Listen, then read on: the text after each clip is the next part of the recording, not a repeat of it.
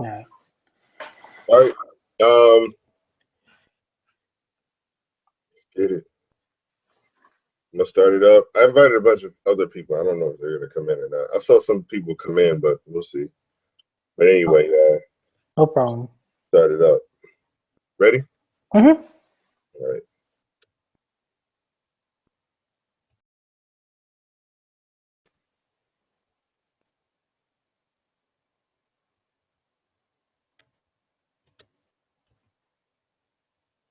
Well, hello. We're live. This is Voluntaryisms with your host, Kieran Pearson. I'm here today with Reggie Beloved. Reggie Beloved is a father of three, hailing from the Atlanta area.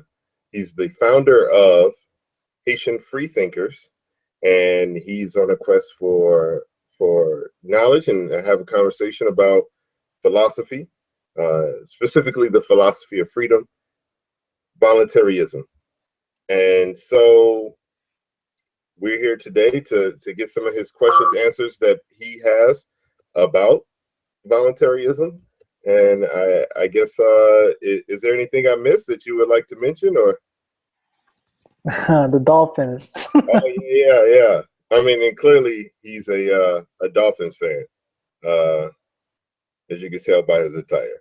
So I'm actually in Boston, and so the Dolphins are actually playing the Patriots here. For those who watch football, enjoy. So Yeah. So I think everybody who's out there live watching, who's taking the time out to spend that time, even whether you're watching the game or not, I know that time is a precious commodity. So I thank Kyron for setting it up, and it's been a long time. We had this planned for a while, so I'm happy to be here. well, you actually set it up. I just, put the little video link up and put it together because, I've been really excited to have this happen. I'm glad that you made the time and just let me know when, and I was there. So I'm glad that this is finally happening because I've actually wanted to answer all the questions that I can that you have in regards to the philosophy of freedom, in regards to voluntarism. And so I guess we could just jump right into it. What you know what? Why don't you do us a favor and tell us a little bit sort of about who you are, and you're Haitian American, clearly, if you're the founders of Haitian Free Thinkers. How your experience, I guess, coming to this country, if you were born in Haiti, I imagine you were, and how you ended up as a free thinker, and just a little bit about how you ended up on this quest to understand voluntarism, or the philosophy of freedom. Okay. I was born in Haiti um, in '79, so 35 years old right now. Came to the U.S. when I had just turned 9. It was not too long after the dictator Duvalier, the younger one.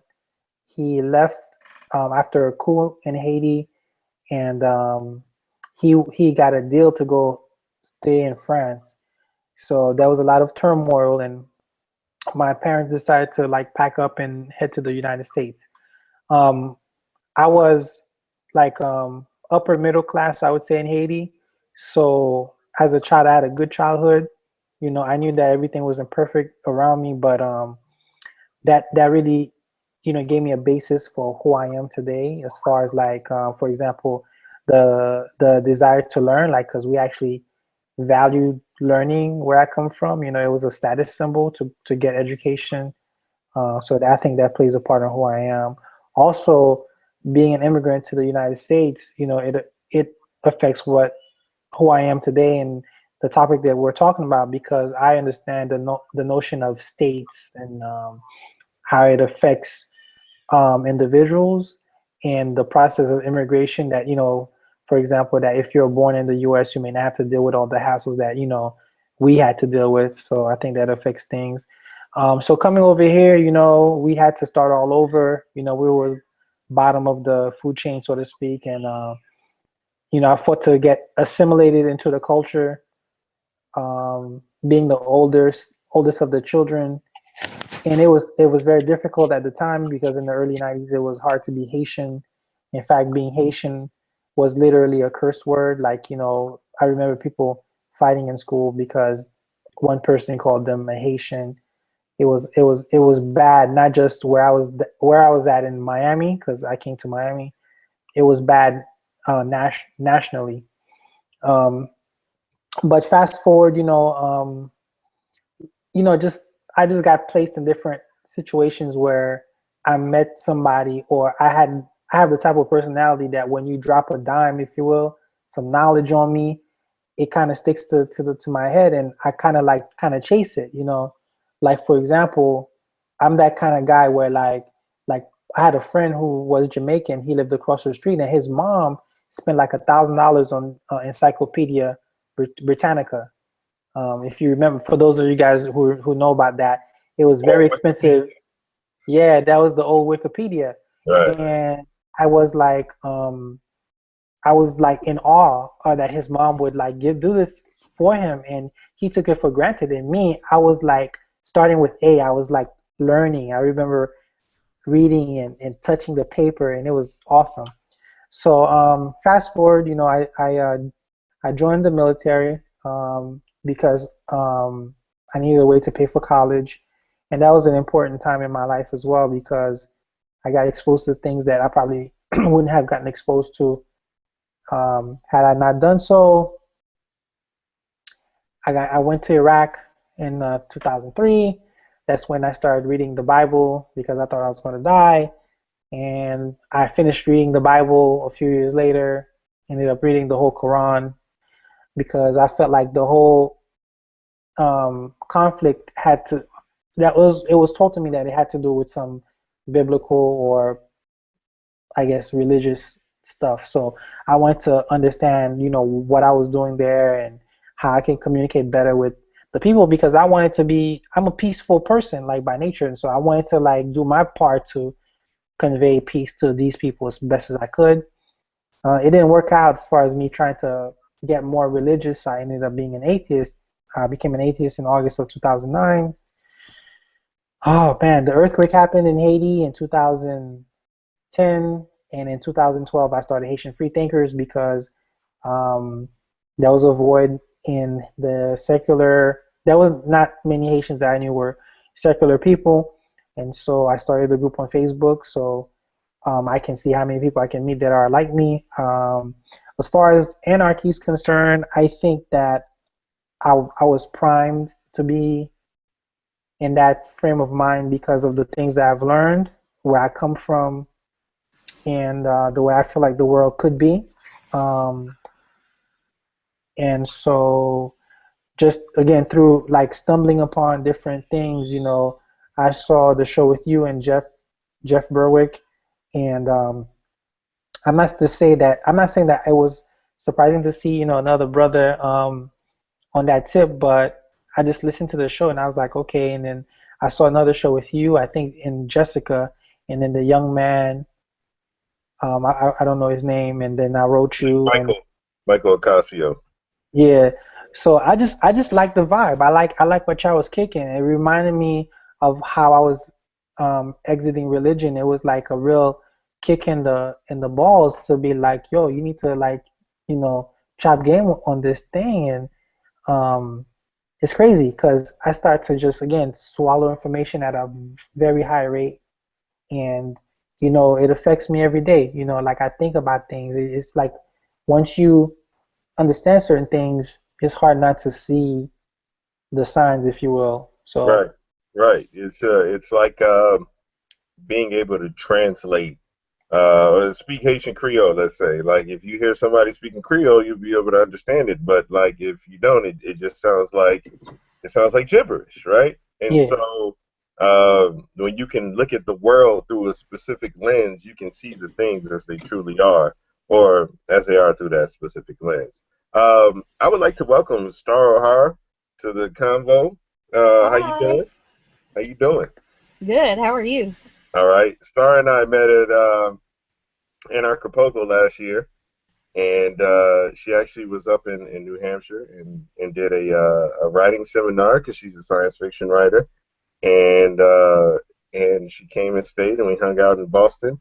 And so I invited her to the show to also help answer some of the questions that you may have, Reggie, and also Jessica Colon is here, and Jessica is just an amazing voluntarist who understands these concepts better than most people do, and she's a shining light as far as I'm concerned, as in this whole voluntarist thing. So I'm actually surprised that there's two women in this conversation, considering that so few times that that women seem to be around to have these kind of conversations. So it's great. I'm glad, and not only that, two women that really understand these concepts and ideas of freedom. Uh, so, Reggie, I feel like this would be a great time to start answering your questions. Okay. I made a list, so I guess the first one is when did you become an anarchist? Now, I noticed the term voluntarist is used. Is which term do you prefer? I, I use the term voluntarist specifically because anarchist has so much like baggage with it. Um, and to say that you're a voluntary anarchist a lot of times means that you're actually not an anarchist, um, because a lot of anarchists I've had conversations with have no problem violating the non-aggression principle. And if you want to know what that is, I would say write it down and ask. But if you understand what the non-aggression principle is, we can go forward from there. Um, so I use the word voluntarist because it just means that I think that all human interaction should be voluntary. Um, there's really no affiliation with any particular sex or any sect of anarchism or any other aspect of philosophy other than I just believe that all human interaction should be voluntary, and I practice that in my own life. All right, too easy. So So, when? when that happened, um, it is sort of an interesting story. I was in Oakland, California, and I went out there to go learn how to grow cannabis. And I was out there because I felt like Massachusetts was going to open up and become a cannabis friendly state. I was sort of in limbo after I had graduated from Morehouse College. I had a degree, but I really had no technical skills. And I always understood that like gardening and food and medicine like came from the earth and came from plants, and I wanted to be a part of that movement, what was going on with marijuana here in Massachusetts, and be able to help people here. So I went out to Oakland, and there was a section in class in a month-long class that we had that they went over like police stops, how to deal with police stops, understanding that police really don't have the right to search your vehicle. Because I always thought like if they asked to search your vehicle, like you just had to let them search it. And so I found out that that wasn't the case, and then I started reading about the amendments to the Constitution and just all of this stuff. And I had already understood what the different sort of uh, systems of politics were, like democracies and plutocracies and oligarchies and uh, et cetera, right? And so all of this information started to just compile and converge, and I was like, well, the people in power are just people, right? They wipe their ass the same way I do. And so why is it that they have the right to tell me what I can and cannot do? And so I began to sort of like embrace that, and just embracing that we're all just humans, and like these people don't really have any special powers or special rights or privileges just because they wear a costume and badges. And so I began to really understand it. And this was in 2011, and I didn't really embrace being an anarchist, I would say, maybe until 2000, late 2011. This was probably like February or March, I should say, and then probably towards the end of the year, I think I was calling myself an anarchist, and I really still didn't fully understand a lot of the concepts, but I was I was getting there. And so I would say I really embraced calling myself a voluntarist actually this year exclusively. I would say I was an anarchist, anarcho-capitalist, but I'm just going to go with voluntarist. There's not a lot of confusion with that. A lot of people don't have issue with that, etc. So that's when I became a voluntarist. Okay, so 2011. 2011. Copy that. All right. You ladies want to chime in, or should I go to the next question? You muted up, Star, in case you wanted to answer. And Yeah, you I did. I unmuted myself. Okay. So yeah, I am I think I became an anarchist in 2010. And it was because I went to the Mises Institute's summer program, which was a 10-day or 9-day long seminar in Austrian economics. And up to that point, I had been a libertarian, but then I remember, like, I was sitting there listening to Walter Block talk about the roads and who's going to build the roads, and it kind of just clicked for me then, and I was like, okay, yeah, I don't really believe in government at all, because obviously what Walter was saying was true, that, you know, private private market forces are better at building things and making things and producing things than government forces are. And, you know, yes, we can build roads and we can have all these things without the state, and we can have them better, and we can have them cheaper, and we can have them more efficient. So I think that was when I became an anarchist. And I agree with Kieran that, like, recently over the past year I've tried to start using the term voluntarist more, because especially when talking to people who aren't familiar with the philosophy, because as soon as you say anarcho, they hate you, and as soon as you say capitalist, they hate you. So just to, like, you know, like, I wouldn't start a spiritual movement and call it, like, you know, proto-Luciferianism, because people would just hate me, and they, you know, they wouldn't listen to what I had to say. So I think voluntarist is a better, more inclusive term, and a more, you know, it's easier to get people to listen to you when you use that term than any of the other ones that we have available. That, I mean, I still think that anarcho-capitalist perfectly describes what I am, but, you know, it doesn't get me very far in conversation with people. Okay. especially other anarchists a lot of times, or supposed anarchists. Okay.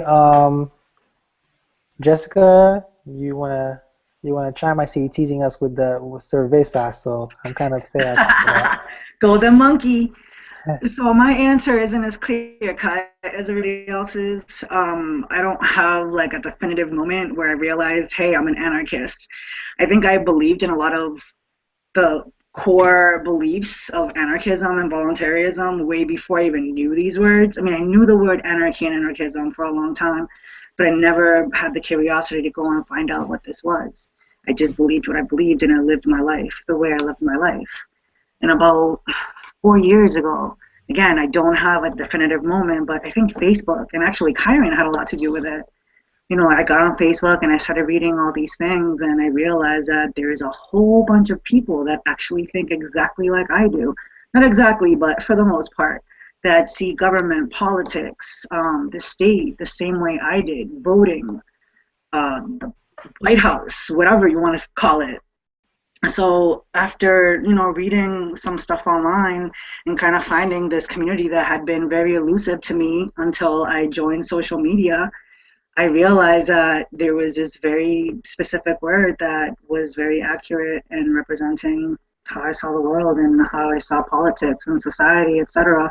And like Star and Kieran, I have tried very consciously to use the word voluntarist and voluntarism, because this word doesn't have the negative stigma that, due to propaganda and people like Elizabeth Warren, for example, you know, you say anarchist, anarchism, and people think chaos, mayhem, violence, crime, and it's actually the complete opposite. So having this other word that basically represents the same thing that anarchism does, but doesn't have this negative social stigma attached to it, really helps in conversations when you just want to talk about, you know, this. I don't like calling it a movement, but this movement, without, you know, having people turn sour because you say this word that has such a negative stigma attached to it. That's really it. I mean, I feel like, you know, and I've said this to Karen before a ton of times, like I was an anarchist before I even knew the word. So finding the word just felt that much better because it was like, wow, I can actually call myself this. This is great. But the belief, the thought process was already there. That's it, really. Okay. Thank you for your response. I have another question. So I guess I'm going to start with Kyron because I had a list. I'm willing to field any questions as well, so we can kind of, you know, share the wealth, if you will. So one of the things that I wrote down here was, because I think about taxes. I put taxes. I would agree that the tax system is not the most efficient, but how or what will replace it under, if Kyron was the person to kind of orchestrate things and how you think things could be or should be, what will replace the current tax system for what we call right now the United States? All right. So first off, if I was sort of in charge, I would immediately like quit my job or like disband the position and end it end it forever in future. Like it would be like a law that this position could never exist again as soon as I dismantle the whole system apparatus, which ironically would be weird, and like I would have to use taxes to do it. I have to think about that some more. But anyway, you know, this question comes up a lot, right? And people say, well, what are we going to do, you know, about the roads if we don't have taxes? What are we going to do about this? What are we going to do about that if we don't have this money to like do it with? Here's the thing, right? And we use this analogy a lot in voluntarist circles. It's like we know something is immoral, right? Like slavery was immoral. And it's instead of asking, well, how are we going to pick cotton if we don't have the Negro slaves out there picking the cotton? That's not of our concern, right? The concern is that we need to end slavery because it's immoral, right? Whatever happens after that, then that will get settled out, and that will have to get taken care of on its. I just would end taxation, right? And it'll figure itself out. Okay, so Star. You muted up. I just have, it takes me a minute to unmute myself. Okay, so the thing about it is there's no one correct answer to this question. The fact of the matter is that the way that our society currently provides certain services like roads and court systems and the military defense and the social safety net and all of these things that the government provides, we only have one choice of how to do it, and that's however the people in charge decide to do it. But if that power structure were removed, then there could be all kinds of solutions that, I mean, I could throw a few out that appeal to me, but I'm not under the delusion that those are the only ones that are possible. There could be seriously like millions of solutions out there just waiting to be applied to the situation if the government just gets out of the way and stops stealing our money to provide it in the way that the government decides is the right way.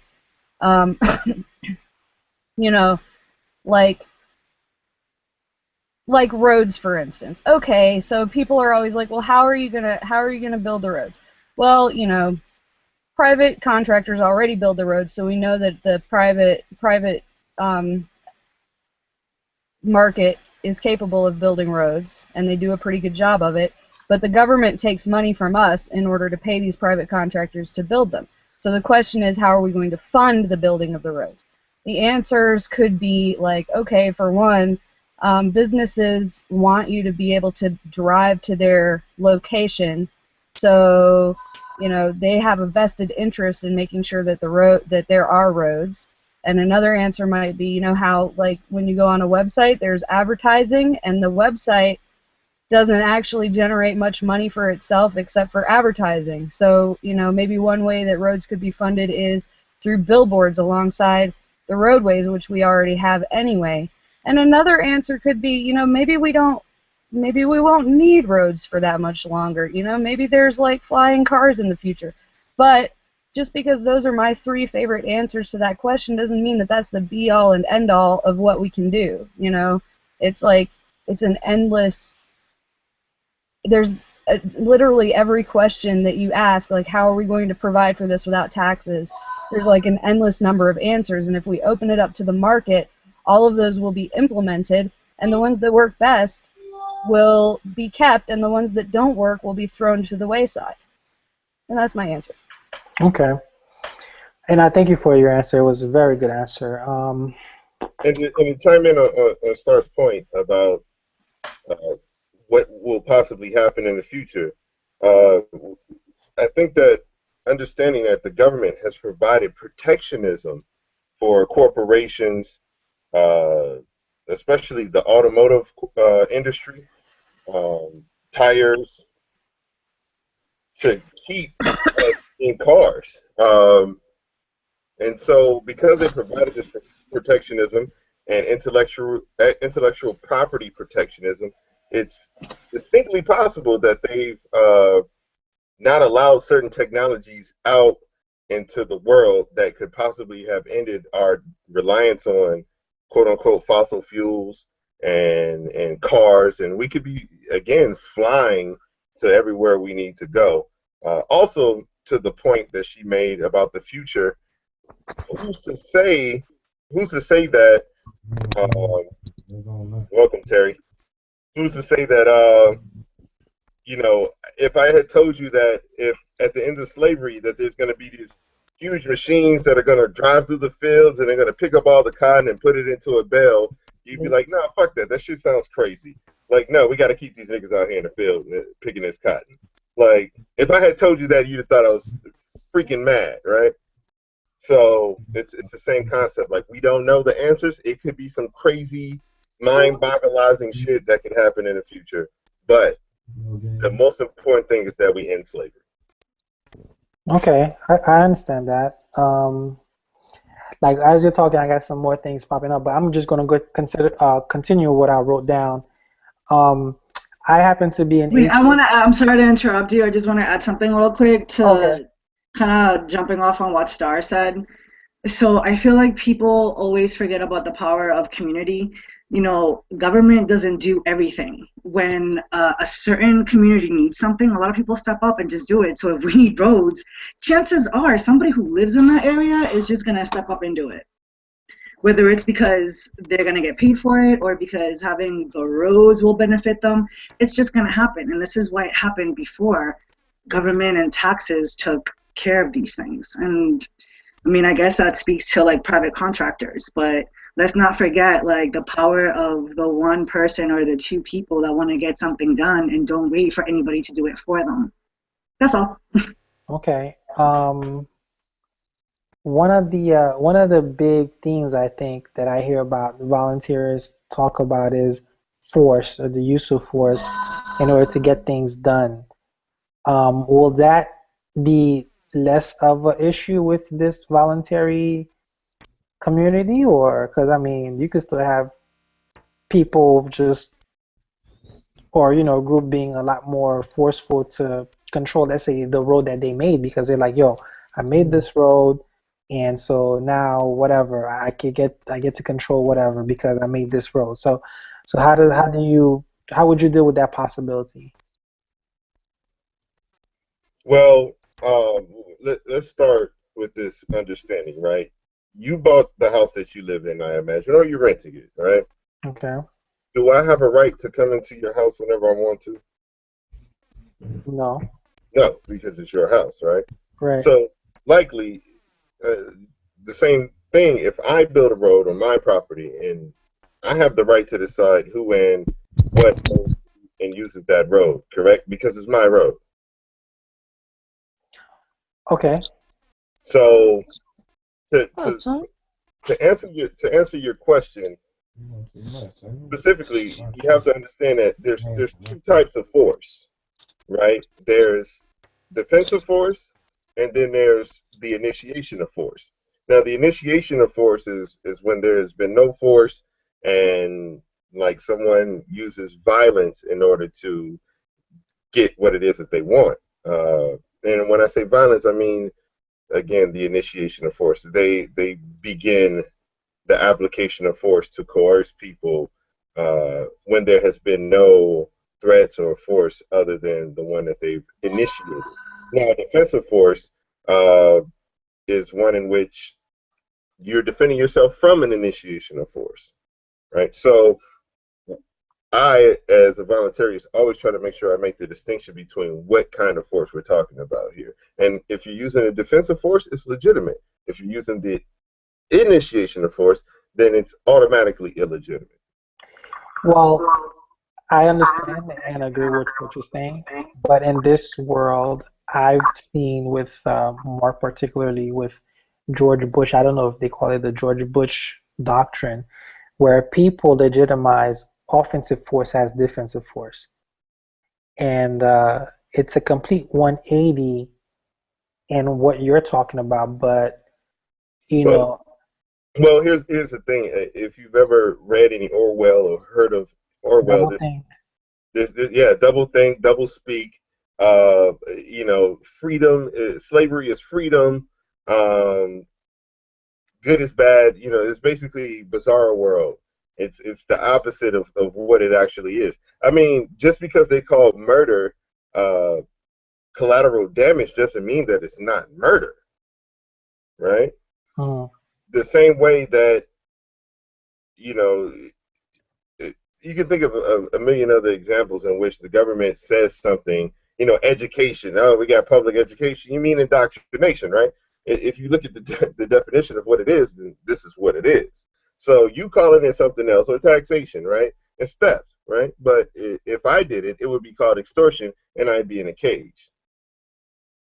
So the government calls things by different names, but it's really that thing, right? A rose by any other name is gonna smell like shit, according to Andre 3000. So it's the same thing, right? So you can call anything whatever, but it's still that thing. Okay. Next person.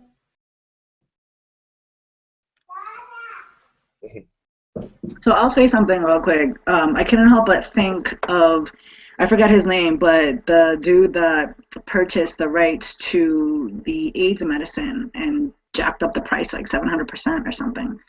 It took a little bit of time. It actually took longer than I thought, but eventually another drug company came out and said, "Hey, you know what? You could do what you want, but we're gonna have take the same medicine and sell it for $1 a pill," which essentially put this dude out of business. So if you have this road that somebody built and they decide to charge people and use force to make money, who's to stop somebody else from building another road and saying, hey, you know what, you don't have to use that road, you can just use mine free of charge, no problem. There's always a solution to things like this. I think people just need to step out of the box a little bit. And of course, you could easily argue that the people that threaten to use force to get payment for their road could use force against the people that built the new road. And this is a cycle that just keeps going and going. But this, the use of force, like Kieran said, isn't always about aggression. It could always be against self-defense. It could also be for self-defense. So who's to say that, we build this new road and we use weapons to defend the right for people to use it for free? That's all. Okay. Um, I'm thinking of a situation where what if we compose how many of us is it, like six, seven? All of us compose of voluntarists, and but we're living in an area in close proximity to people who are statist, I guess would be the opposite, and they don't have any problem encroaching on what we're doing. Now, I can imagine a situation where we're gonna defend ourselves, obviously, but like we're gonna basically start to slowly rebuild what we consider to be a states from what we just left, like this current reality, because we just have to counteract other people who just don't think like you guys or us or whatever. Can you see a situation where basically like to me I was thinking like maybe this is like the default way that human beings, I'm not saying have to live, but choose to live given that how we act with each other. It's just we're gonna have to click up, tribe mentality and everything else that comes with that, and then it's currently called a state. What do you think about that? Terry, would you like to take this one? Or you with Finn? I can't hear you. You muted up.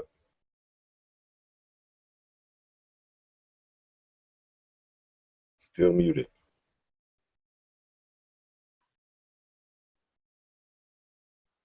Not yet. Can't hear you. I'm going off my script, but it's just I'm thinking about like a Okay. lot of So questions. I'll take it since Terry's a little bit yoked up by the youngin. Um, so here's the thing about sort of the formation of sort of this proto state that you speak of.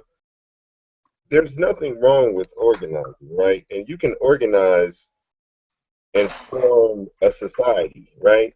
I like to make the distinction between a society and a civilization. A civilization is one that is based upon the initiation of force, and a society is one that's built upon voluntary interactions. And so, if we formed a society and it happened to be alongside a statist one, and we decided that, okay, this is what the guidelines and protocols that we have to abide by to be a part of this society are, then that's fine because we're voluntarily creating those guidelines and rules. They apply only to us because we've decided that. They don't apply to anyone outside of our particular society. So that way we're not forcing that upon anyone else. And anyone who wants to join our society will have to abide by those guidelines and rules, just like when you join any other club or any other group. And if you want to leave, as long as you're in good standing, there's no issue with you leaving that society or that group of people. Um, I really don't understand or see how it could go to being sort of a proto state or like a pre-statist context if everyone really truly understands the philosophy of freedom and really lives by it and practices it on a daily basis. And Jamie Nelson, a friend of mine on Facebook, I also met in Acapulco for the first time, but we had chatted a bunch of times on Facebook. Uh, he speaks of this sort of this intersection between the golden rule and the non-aggression principle, meaning that you don't use an exorbitant amount of force to resolve your issues when force has been initiated, right? So like if a kid's stealing apples off your apple tree, you don't go out and shoot the kid in the head, right? You might say, hey, I'll give you some apples, but next time just ask, or you might try to find a way, go to his parents or something. You're going to find a way to resolve that issue by using the least amount of force necessary in order to resolve it, because while you're living in that society, everybody's going to be looking at your actions and seeing who and what you are and deciding on whether or not they want to interact with you. So it's always going to be in your best interest to resolve any and all issues with the least amount of violence and force possible. Okay, I think that's a great answer. Again, my thoughts are just spinning. So I was thinking like all throughout the time that we were leading up to this this interaction, you know, I've read some history. I know a little bit about history, and I'm wondering, what do you think is the default state of the human species in in respect to organization into groups, societies, or whatever. Because there's been a progression that I learned through what I found out, the information I found out, because of when we went through the agricultural revolution and the Magna Carta and all those things happening, these epic points epic points in human evolution to lead us to where we are right now. So what do you think is the default state of us as a collective, as a species? How do we interact with each other? I want Star to answer this one because she did a great video on individualism and collectivism, and I think that she would be awesome at answering.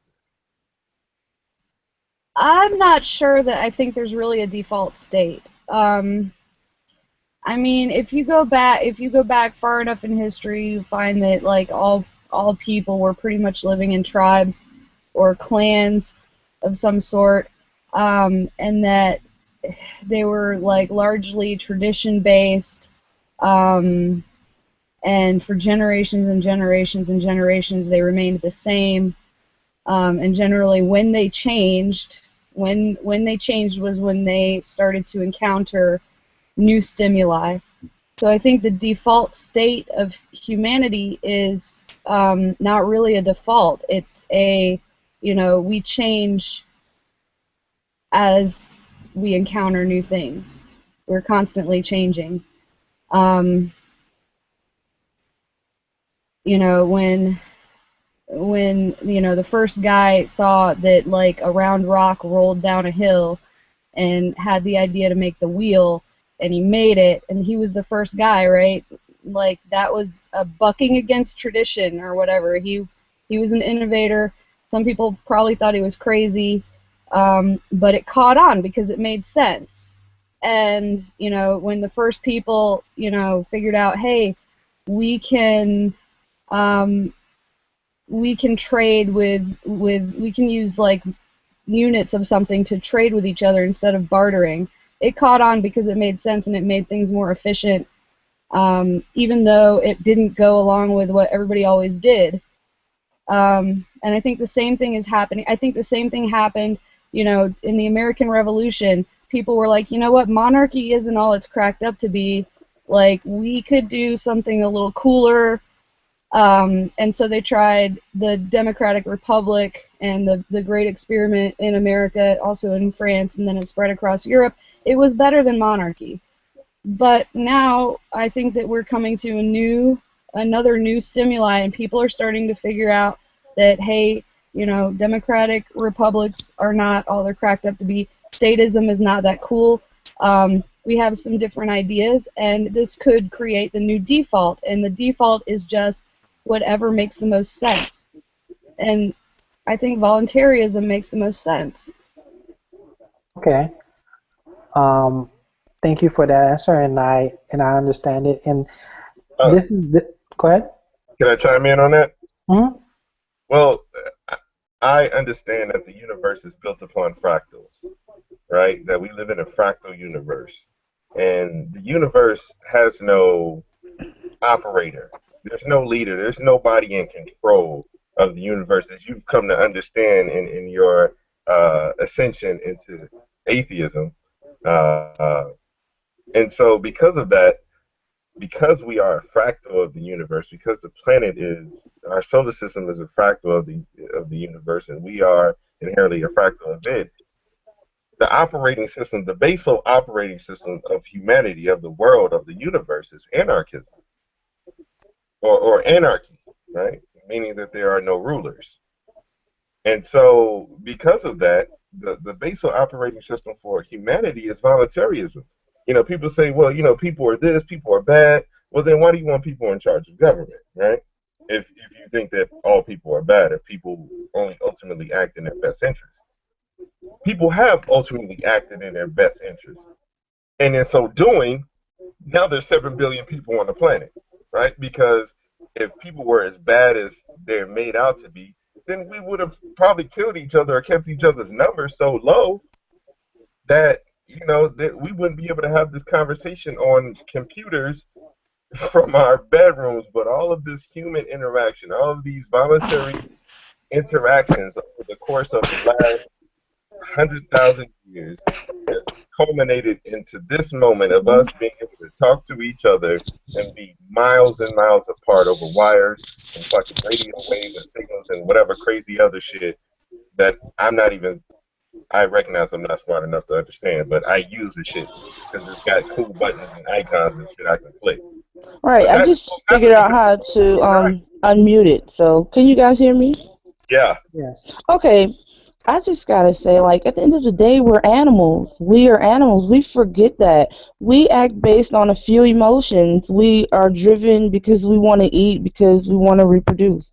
At the end of the day, we are just animals, and we're smart enough to figure out some stuff and organize in groups, and now we're figuring out, hey, maybe those groups weren't the best way to go. You know, I think at the end of the day, we just gotta remember, we are animals. We're talking hairless primates on a rock flying through space. Come on, bruh. You know, it's not, We're not you children know, of God. we are God. We are the only God we know. Come on. Okay, I mean, I appreciate it. You're right. We're primates for real. we're animals, so the default state of humanity is just to be free, to be wild and running free. And we do everything to stifle that freedom. We go to work, we put on clothes, you know, we do things that completely take us to some other state than what we would really naturally be. I dig it. That's I dig it. that's all I gotta say on that situation. I'm trying to come up with some clever yet realistic yet like mind bending questions where like I can lock you in. But I think I got a good one right here. You know, recently they had that whole thing with Ebola, that outbreak, which I think they've contained since. But Get the other earphones if you gotta listen so much. No, go ahead. so my question is, what if there was a situation where there was an outbreak, a major outbreak of a communicable disease? Um, isn't involuntary immunization good? In other words, we're having a crisis. It's spreading like wildfire. People are trying to come up with solutions, but meanwhile, some people may not want to get vaccinated because it's against their beliefs or they're afraid or whatever the case is. But we have reason to believe that this shot or whatever cure that they come up with would help at least slow down the spreading disease. So I was wondering, in that situation, how would you keep it voluntary yet we're having a major crisis in our midst? You can't keep it voluntary if it's involuntary vaccination, first of all. Okay, I'm just gonna give you what I would do in that situation. Cause like, here's my son. He's not vaccinated. He's perfectly healthy. Speaking about vaccinations, but I would just sit back and wait until I see that whatever is happening is being eradicated by that vaccine, and then I would be up for it. Other than that, I would be fighting tooth and nail to not be involuntarily vaccinated. I just don't see that. You know, it would have to be really proven that it was working, that this is actually a cure, this is actually saving lives for me to put it in my body. So I have. Sorry. Go ahead, I Jessica. no, you go first. You go first. Okay. So the thing about involuntary vaccination, even if it's like a big, like, pressing human emergency, the fact is that if you come up with a vaccine that works and you put it out there and say this vaccine is affordable and it works, so many people will come and get it that the people who don't won't matter. If it really works and you've got it affordably priced, you shouldn't have to force people to get it. And the If people that, who what she's don't saying get is it, the market works, basically. yeah. And the That's people what who she's don't saying. get it are, really only going to be putting themselves and their families at risk because everybody else did get it. Okay. I So think what I was hold on. So what I was gonna say was something along the lines of what Star just said. So we're talking about vaccination, which is to prevent, right? So a cure is different. A cure is you get the disease and you have to figure out how to cure it. So if people are voluntarily vaccinating themselves, then they are preventing themselves from getting sick. If people choose not to vaccinate, I'm already protected if I chose to get vaccinated. So if they get sick and die, that's their problem. And I know that sounds really cruel, but this is where the power of individual choice comes in. If you know there's something you can do that has been proven to work, as Terry said, because a lot of these vaccines out here right now, I mean, this is, you know, this is why this is such a big debate, because you have one side that swears up and down that they work, and if they do work, why are we forcing people to get vaccinated? This is a conversation here. So if the vaccine works and people choose not to get it, tough shit. It's really that simple. Yeah, I was gonna say along those lines, you know, cold the flock, right? If you didn't get the vaccine and the vaccine worked, then you know that's on you and your dead ass, right? So, you know, I have no qualms about that. And if I'm stupid enough to not take the vaccine and the vaccine actually works and I die, that's just my choice. Like, you know, millions of fish die every day just because they swam into some water with low oxygen. Like, you know, we live on a planet where a lot of shit has died over the course of just our lifetimes alone. More So, things have died than will ever be alive. exactly. So, you know, the shit really isn't that important ultimately in the grand scheme of things. We're just like Terry said, we're just bipedal monkeys. That's it. So it's not really all that important. Um, Just, yeah, that's what I got on that. Okay, I got another one. If we're done with the vaccination. let me smell your drink. Okay, I guess anybody else on vaccination? There's another one that's not vaccinated. That's all I gotta say on that. All right. So, okay, so I'm Haitian. I was born in Haiti, like I said earlier. 2010, there was a horrible earthquake that killed a lot of people in Haiti. And before the earthquake, I went to Haiti like in '06 or 08, whenever it was. And I remember saying to myself, like, you know, I could tell that something bad was gonna That happen time. because of how people were building and how there wasn't any like zoning or anything like that. So I was coming from the United States and I thought like an American, and so I would ask questions, and my friends and my family that would tell me like, yo, you know, that's because you come from a place of order or you think like an American. But in Haiti, we're more free to do things or whatever. So that kind of gave me that disposition um, that what's the word I'm looking for? Um, Not prohibitions. What's the word? Regulations. I am a firm um, proponent of regulation, and usually regulations come in the form of an entity that we currently know as government. And because the Haitian government was weak, there was not really much in the form of enforcement or building code, and so then our structure kind of suffered because of that, and the people died. So, you know, and you know, I was raised in South Florida. In South Florida, after Andrew, there was new codes and new, you know, regulation on how to build better and tougher regulations. Now, some people don't like that because they feel like it's intrusive. Because any little modification you have to do on your house, you got to go get a permit for. So it could get a little bit annoying. But at the end of the day, it could be good for our overall well-being. So I was just, you know, asking basically, are we going to have like a laissez-faire environment where people could kind of do whatever they want, or how would that work out, you think? All right, so I'm gonna take this one since I'm really into building houses and like housing stuff. Uh, there's this guy, this architect named Michael Reynolds. He actually went to Haiti after the earthquake and was using the rubble to build the types of houses that he's known for building, called earthships. These houses are built out of tires, bottles, and cans. They run, you know, they collect rainwater. They use the rainwater to shower with, to brush your teeth. Then that water is used to grow food, and then that food water that's in a cell, a botanical cell, is then used to flush the toilet, right? And so this guy had his architectural license taken from him because he was building homes out of these unconventional building materials.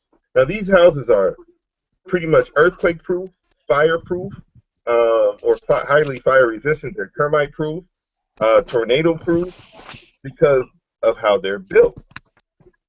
And so because of that,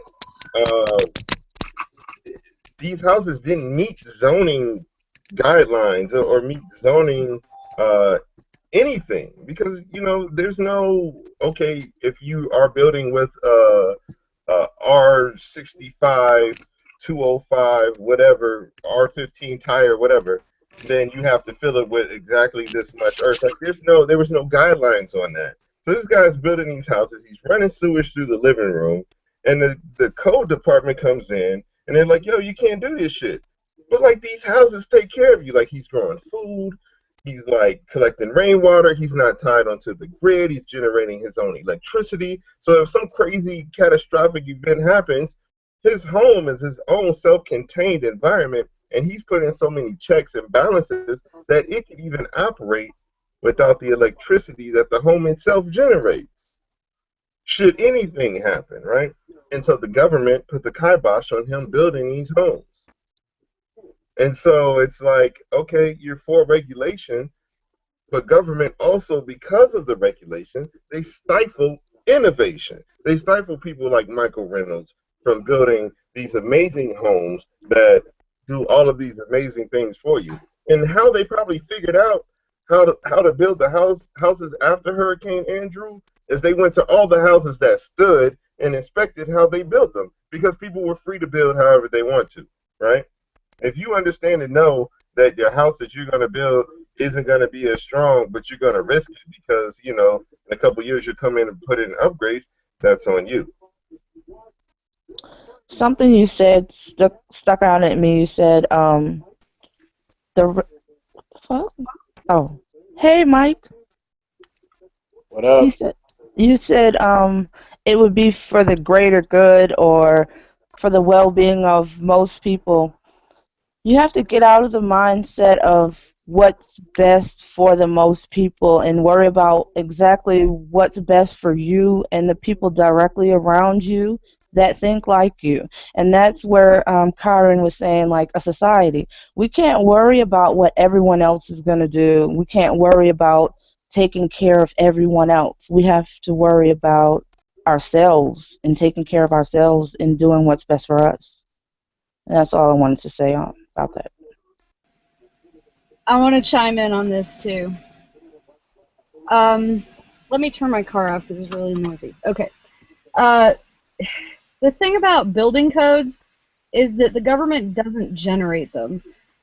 Building codes come from people who are good at building stuff, testing out things, and innovating on things, and then the government comes and says, hey, that's the best way. Or actually, to clarify here, what happens is usually builders associations come in and say, hey, government, you need to regulate this thing because we've determined that this is the safest way of doing this thing, and we don't want like competitors to come in and do things differently than us. So we're going to need you to pass regulations.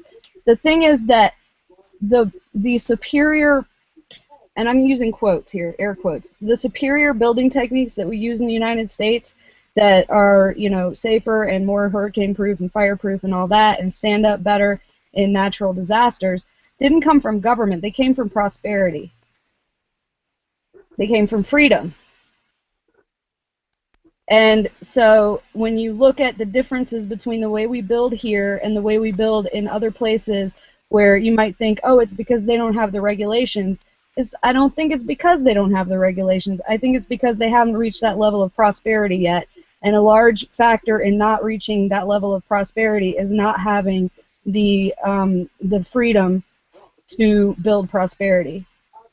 And then you can look at like buildings that were made in, in the British Isles. Like there's buildings that were made in like 400, 500 years ago out of mud and straw, and they're still standing.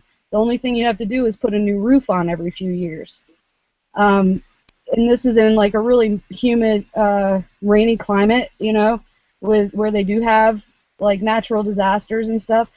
So yeah, like what Kieran was saying about regulation stifling innovation is an important factor, but also you have to keep in mind that, like, in order to get to the point of having really safetiness everywhere, you have to, it comes from having the resources and being prosperous enough and free enough to make it that way in the first place. Okay. Thank you.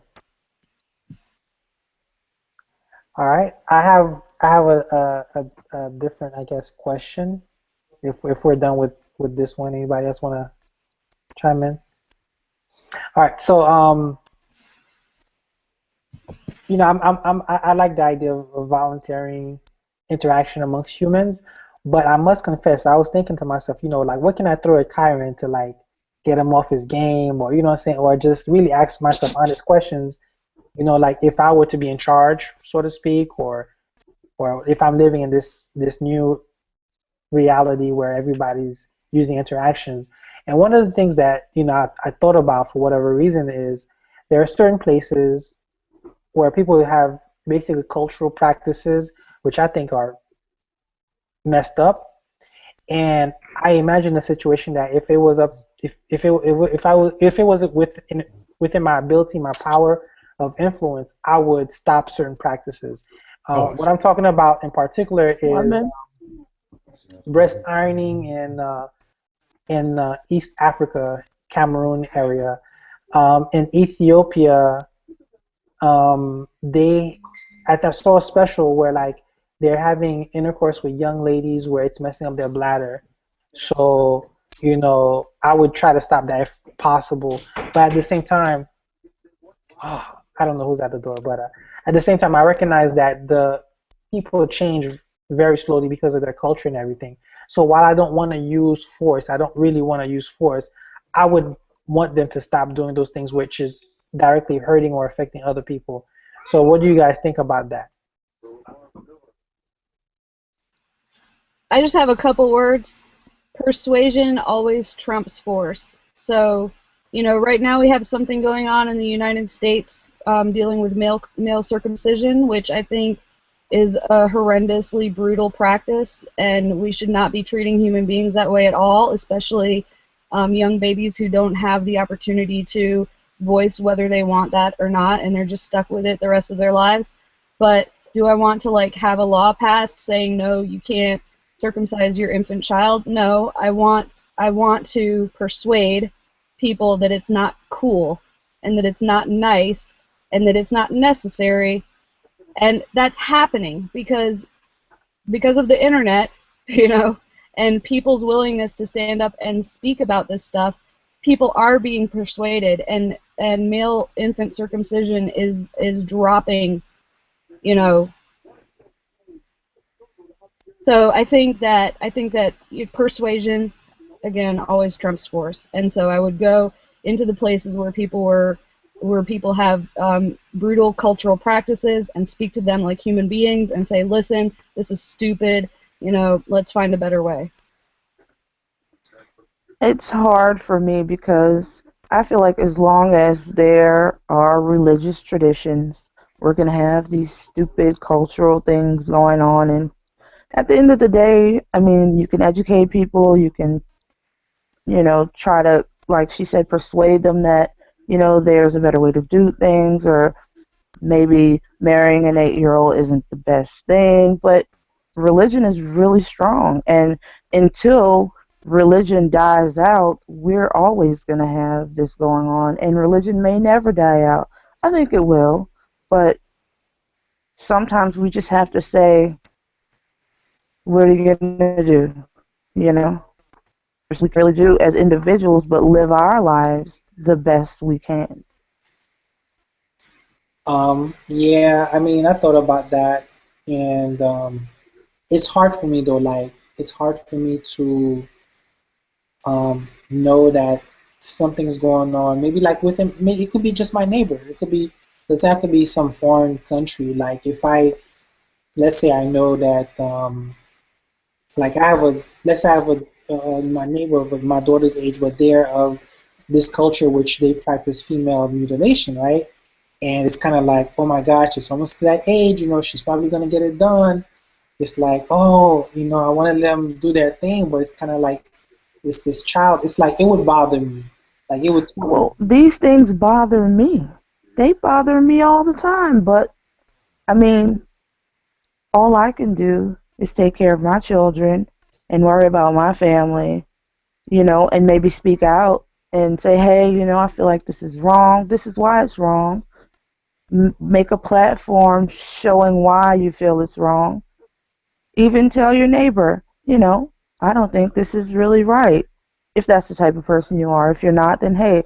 But there are things that bother me every single day, all day, that I have absolutely no control over. I And that's am just life. Yeah. I'm of the ilk that you should control that which you can control, and you can only control your own actions.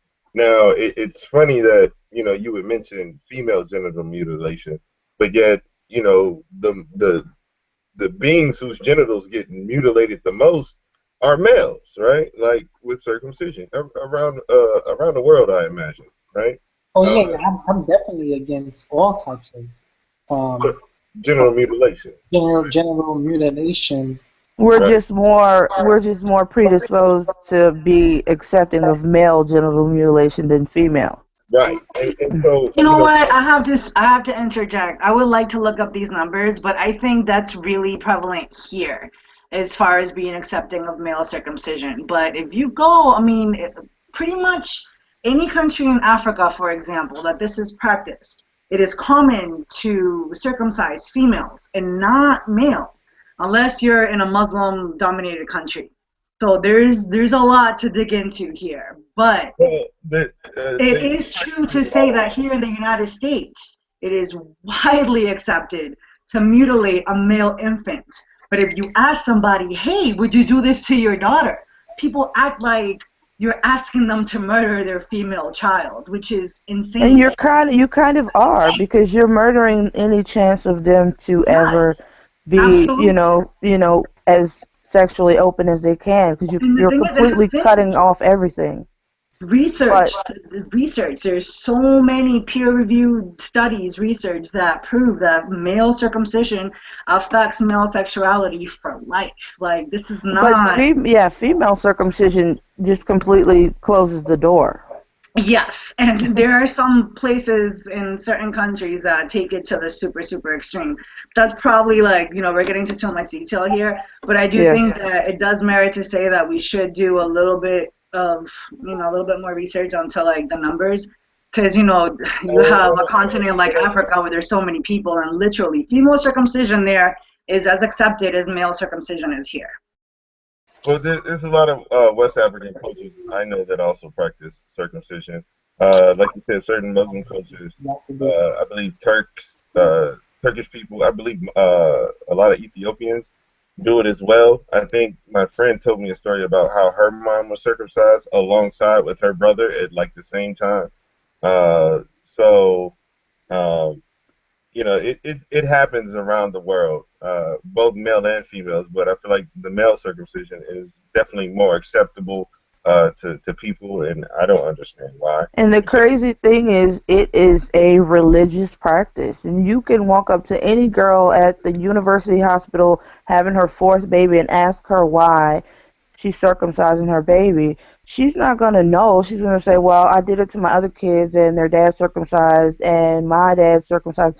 They're not even going to realize that it's a religious practice. It originally began here in the United States to thwart men from masturbating.